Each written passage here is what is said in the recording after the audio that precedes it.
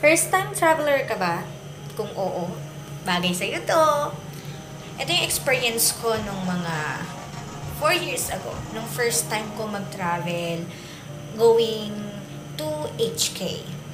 First time ko to, confident ako, hindi ko iniisip na may mga ganitong mga pangyayari. Ayun, alam mo, may ihi-ihi ako sa kapwa ko na rin nung nasa Tingaan-Alayan. Tapos minessage, dapat nga confident ka sa pagsayaw. Pagsasagot, nagalit sila, kalma-kalma. At ano ang mga ginawa ko para hindi ako ma-offload. Ayan. Ang plano ko talaga dapat, magkakaroon ako ng 3 days na travel within Hong Kong. Yun yung first trip ko.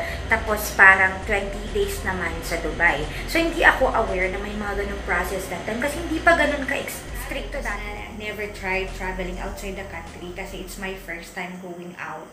Kasi nga, that time ko lang din kasi nakuha yung passport ko.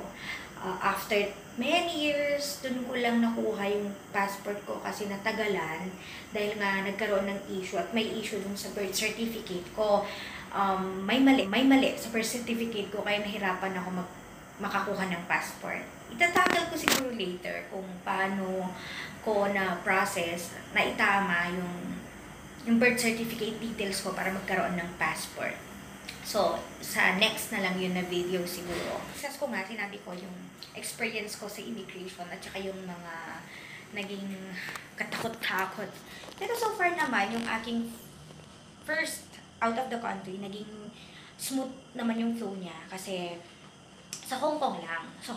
Pero, syempre, first time traveler, nagkaroon ako ng kaba.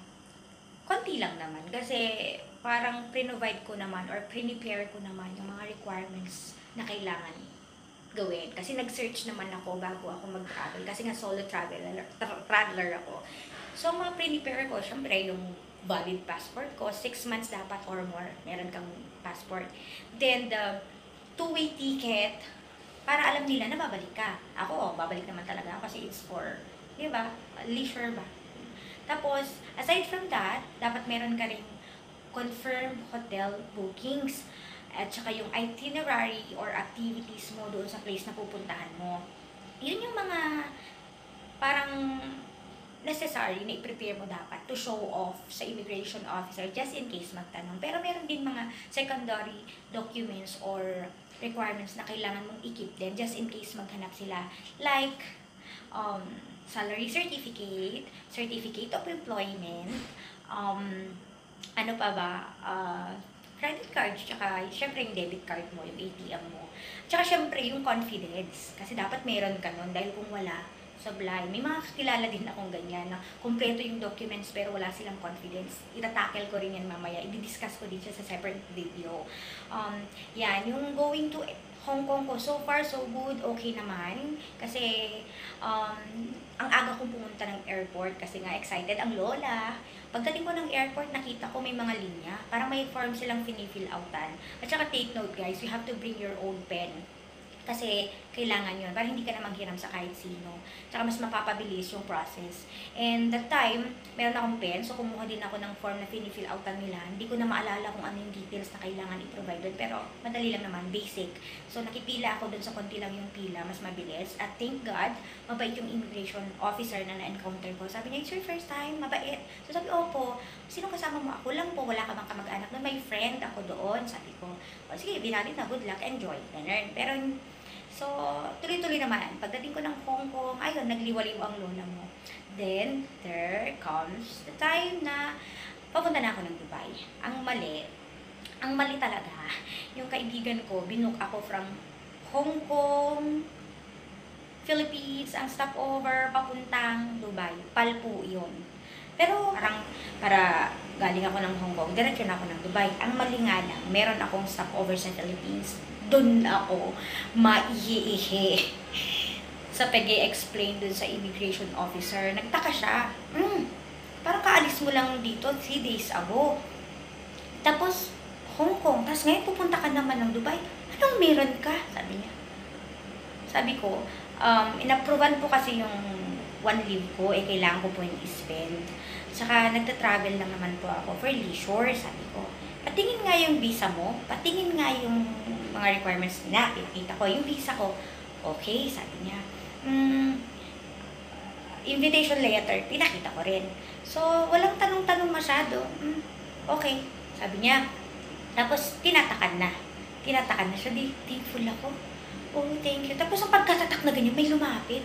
May lumapit na isang, siguro mas mataas na, na level na officer. Kaya sabi niya, oh, bakit mo na tinatakan to? Sabi niya, patingin niya yung papers niya. Sabi niya. So, pinakita naman papers. Ba't mo na tinatakan? Kailangan natin siyang tanungin. Sabi niya, di lumabas. Lumabas silang dalawa, pinagilid ako. Tapos tinignan. Sabi ko, ma'am, anong problema? Sabi ko, may invitation letter ako. Meron po akong hotel booking. Tapos, yung the rest of the time po, makikitira na po ako sa friend ko na nag-invite sa akin. May credit card. Kahit hindi nila tinatanong, pinakita ko na may credit card po ako. May employment certificate din po ako. At saka, parang salary certificate. Tsaka leave. Parang leave form. Parang approved leave. Sabi ko. Pero nagdududa pa rin siya. Sige, sabi niya. So sabi ko, ay salamat Lord. Neng, nung papunta na yung lola mo dun sa boarding area yata yun. So, confident na ang lola mo. Pero may kaba pa rin. Naku, sana, flight na, dapat makaboard na kami sa plane. Kasi, mga 30 minutes pa eh. Kinakabahan ako para safe na ako. Ala, parang may nag-iikot. Ako pala yung punteriya auntie. Pumunta siya sa akin, lumapit siya. Patingin niya ulit yung documents mo. Sabi, same person, pero iba na yung kasama. Mas mga matatanda na. So, sabi, patingin nga yung documents mo. So, ako naman, pinakita ko ulit. Nasaan yung yung original ng visa mo? Gulat na ako. Pinakita ko na po yan kanina, in-approve niyo na, okay na po. Sabi ko, hindi, nasaan yung original? Sabi ko naman, ma'am, sinend lang po yan sa akin via email. Kaya prinin ko na, because if they will send it through courier po, it will take time. Sabi ko, ay, di dapat pwede ito. Sabi, ma'am, sabi ko, in-approve nyo na po. Pinakita ko na po lahat ng kailangan nyo. Sabi ko, patingin nga yung, yung letter of invitation. Pinakita ko. Bakit ito? Sabi niya, bakit ito, kaibigan mo lang, ini-sponsoran ka niya, na parang ganun. Ang dami niya sinasabi, ma'am, in-approve naman po ng DF, doon sa Dubai, sabi ko.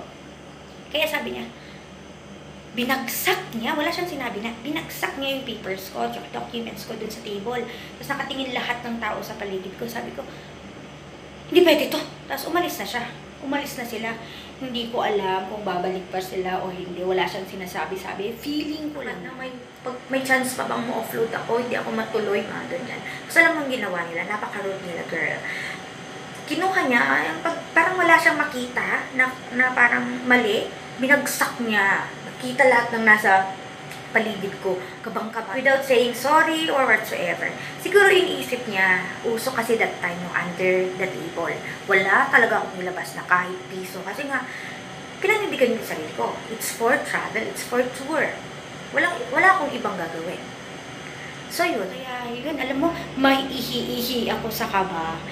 Ay, nakakatakot talaga. Kaya nung sabi na, tinawag na yung flight number namin na pwede na kami mag-convert. Doon lang po ako na-relieve nung nasa plane na ako. Tapos minessage ko yung friend ko, friend, nakakatakot kanina. Sabi ko, puti na lang. Dito lang lagi si God sa likod ko na alalayan ako. Ayun, dapat nga confident ka sa pagsagot.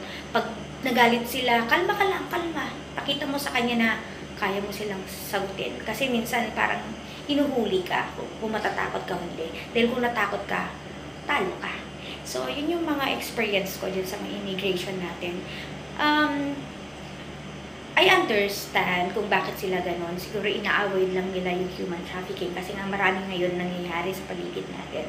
Basta ang tip ko lang sa inyo, dapat kompleto kayo sa requirements, totoo yung mga sinasabi nyo para alam nyo yun, yung do the effect nila mabawasan. So, basta kayo, mag-enjoy lang kayo sa travel nyo at pak na kayo. That's all. Mabuhay ang Pinay. Stricto. Pero naintindihan ko sila dahil ang dami naman nangyayaring human trafficking ngayon. So, ayun. Mabuhay Pinay! Bawa! Chup chup!